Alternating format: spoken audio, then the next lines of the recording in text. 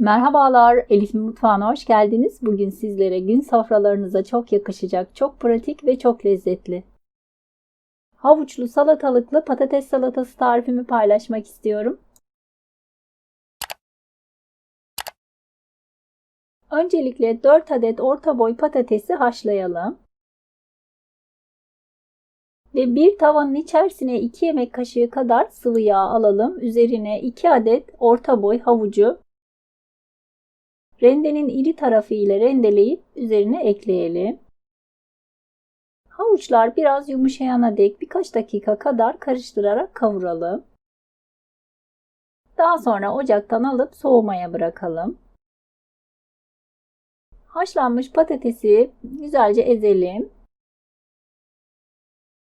Ve tamamen soğumuş olan patatesin üzerine soğumuş olan havucu ekleyelim. Daha sonra 2 adet orta boy salatalığı kabuklarıyla birlikte rendenin iri tarafı ile rendeleyelim.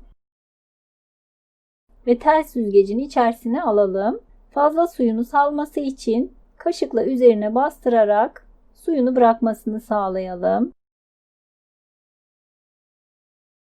Bakın bayağı bir suyunu bıraktı. Daha sonra salatalığı salatamızın üzerine alalım.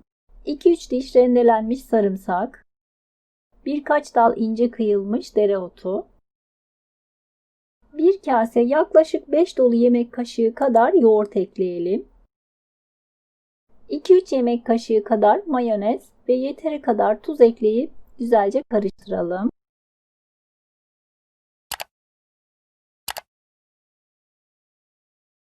Daha sonra servis tabağının içerisine alalım ve üzerini düzeltelim.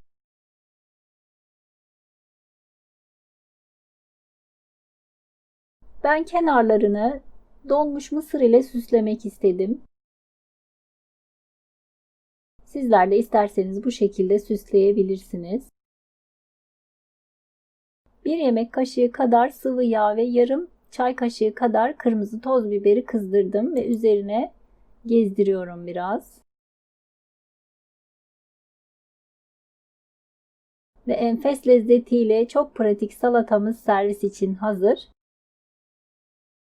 Deneyecek olanlara şimdiden kolay gelsin. Beğeni ve yorumlarınızı bekliyorum. Videomu izlediğiniz için teşekkürler.